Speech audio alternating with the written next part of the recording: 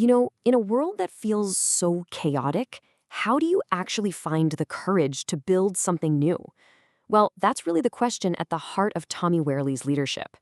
As the new president of the LGBTQ Real Estate Alliance, she's stepping into a pretty challenging time, but her focus isn't on the turmoil. No, it's on the opportunity she sees hiding inside of it. I mean, listen to that. That's more than just a positive outlook, right? It's a really powerful statement of intent. It's about seeing all this turbulence not as a barrier, but as a kind of blank canvas. And that mindset, that is the key to understanding her entire approach. So you have to wonder, where does a vision like that come from? Well, her story doesn't start where you might think, not in politics or activism. It actually starts with a deeply personal connection that completely changed the course of her life. Okay, so picture this. Tommy Wehrle was at a crossroads, and one of her career paths was pointing towards the FBI. For real. But then she met a real estate broker and fell in love.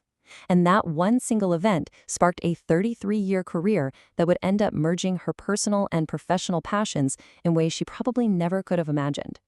So when you look at this timeline, you see these two parallel paths that were running for decades. But it's where they cross over that's so remarkable. While she was building a super successful real estate business, she was also on the front lines of advocacy, learning how to lobby and fight for her community.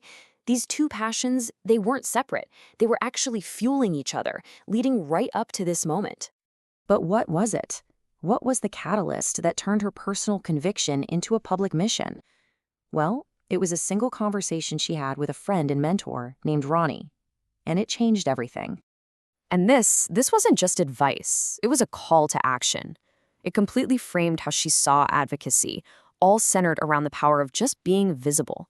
This radical idea that to be understood, you first have to be seen and known. This became the absolute bedrock of her public life. And that resolve, it was forged in the fire of family debates. Her parents, even when they disagreed with her, taught her this invaluable lesson of standing her ground. Those lively, sometimes pretty heated discussions around the dinner table, well, that became her training ground for finding her voice and learning to speak her truth. But taking Ronnie's advice to come out, that wasn't just some simple choice. It came with very real, very tangible consequences. And that's where her story takes a really dramatic turn. This statement really sets the stage for a powerful story that shows the real-world stakes of living openly, especially when you're in a client-facing industry like real estate. It's a story about a single moment that honestly could have cost her everything. So, she's with a client, just about to make a sale. Her son is right there by her side. Then the client makes this casual assumption, asking about her husband. And in that split second, you can just imagine the air getting thick with tension. A choice had to be made. At first, she hesitates, kind of gives a non-committal answer. But her son's simple knowing, "Mom," just cuts right through the tension. It was this quiet reminder of who she is and what she stands for. And in that moment, she found the courage to correct the record and just say it plainly. I don't have an ex-husband, I have an ex-wife. The silence that followed must have been deafening. The immediate consequence of her honesty was losing that client. Poof, gone. This wasn't some theoretical risk. It was a lost sale, a direct hit to her business, a tangible cost of prejudice. But instead of letting that stop her, experiences like this just forged her resolve. She began to live by this powerful question, if not me, then who? It's a recognition that for progress to happen, someone has to be willing to bear that cost, to be the first one to step forward, even when it's really, really hard. So how does this deeply personal journey, with all its costs and convictions, shape her leadership strategy today? Well, it all comes down to a philosophy of building bridges, not walls. Her approach is really a masterclass in strategic engagement. It's a conscious choice to avoid moves that jeopardize our humanity. So instead of just shouting into the void, she's focused on reaching across the table, because she believes that profound dialogue is the only thing that can truly move the needle. This Stephen Covey quote is right at the heart of her belief in dialogue. She sees every single conversation, even with people who disagree with her, as an opportunity to learn something. It's a philosophy that values diversity of thought as the essential ingredient for any kind of growth. Her strategy is kinda like a five-step dance of deliberate action.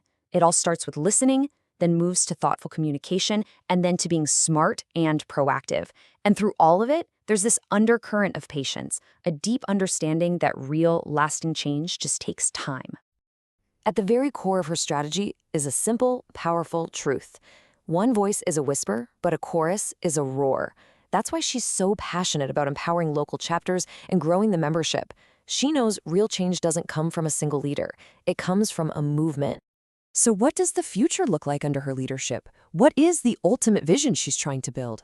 Well, it's a future built on the power of community. Her goals are really tangible, and they all center on this one core idea: building a community that has deep roots and a strong foundation. More local chapters to empower leaders on the ground, more partnerships to create a network of support. It's all about weaving together a broader, more resilient community that can weather any storm. And in the end, it all comes back to family. Her public mission is deeply personal. It's a way for her to honor the lessons her parents taught her and to make sure that their belief in her translates into a meaningful legacy of change. Ultimately, her work leads us all to this fundamental question, one that goes way beyond real estate or politics or any single community. It's a question for all of us, really. In a world that so often feels divided, what is our role in building a future where we are all truly created equal?